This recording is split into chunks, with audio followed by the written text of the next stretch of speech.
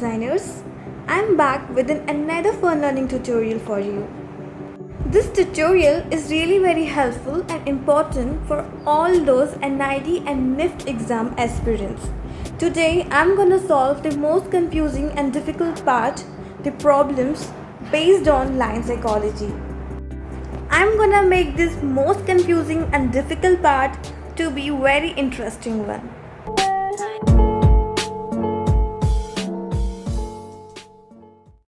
Before we start with our tutorial, let us see what exactly are the topics that we're gonna discuss.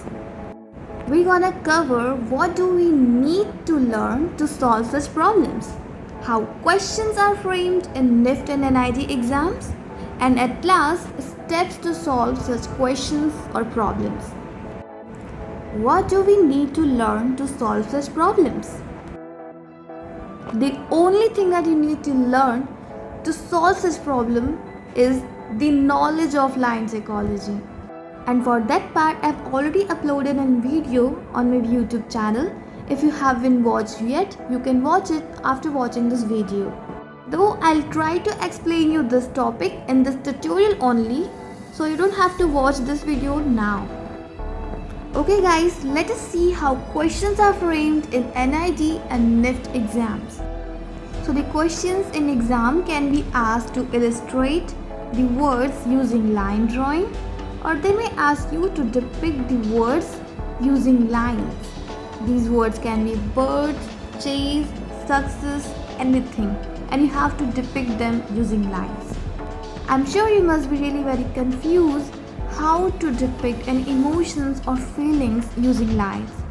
So for simplifying that, I have created 3 easy steps for you all to solve such problems. Let us see those steps.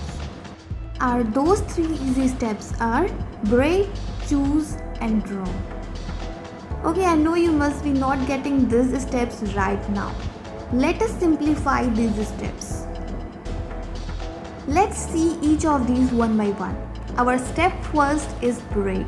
As its name suggests, we have to break the words into simple adjectives. For example, if we have to depict the word strength using line, then we'll split that word into powerful and bold. Our next step is choose. In this step, we have to choose line type and variety that best suits the word that we have derived after breaking the sole word. For example, if we have derived the word powerful and bold, then we'll choose lines vertical and thick to depict them. Okay guys, no problem if you don't know how to choose the lines based on its types and variety, because I have already covered this thing in our previous tutorial, so you can watch this video after watching this. So don't worry, let's proceed to our next step. Our last step is draw. As its name suggests, we have to draw lines by arranging all those chosen lines. For example, we have chosen the lines vertical and thick, then we'll be arranging those lines only to form a particular pattern. I hope these 3 steps are clear to you. Let's demonstrate this practically. Here we have a question. Illustrate each of these words using line drawing. Strength, rhythm. We'll be solving this problem using those 3 easy steps, which are break, choose and draw. In short, BCD. Break, choose and draw. Step 1, B for break. In this step, we have to break down the word into simpler terminologies. For example, in strength, we can split that word into bold and powerful. Similarly, our other word rhythm can be split or break down into 2 other simpler words, that is periodicity and pattern. Let's move on to our next step, that is step 2, C for choose. In this step, we will have to choose line types and different varieties that best suits the word that we have derived from the sole word. Here we'll be choosing vertical and thick lines to depict powerful and bold. Similarly, for rhythm, The words that we have derived are periodicity and pattern. So to depict them, we can choose lines, zigzag and spiral respectively. Now, after following those breaking, choosing and all those complicated steps, here comes our last step, step 3, D for draw. So here is how we will be drawing the lines to depict particular words.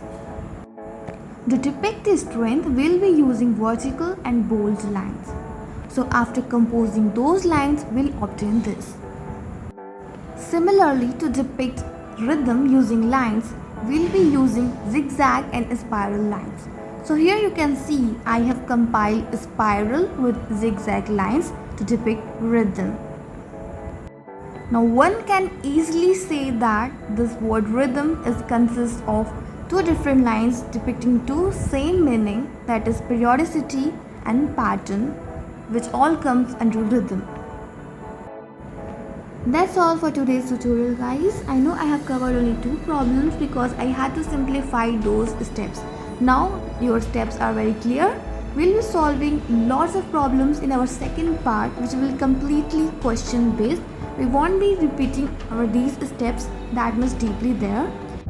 If you have any kind of doubt, you can just comment down below, or you can join our Telegram group where not only you can clear your doubts but can get your artworks reviewed, discuss design related affairs and even get regular tasks amongst other around 400 members like you.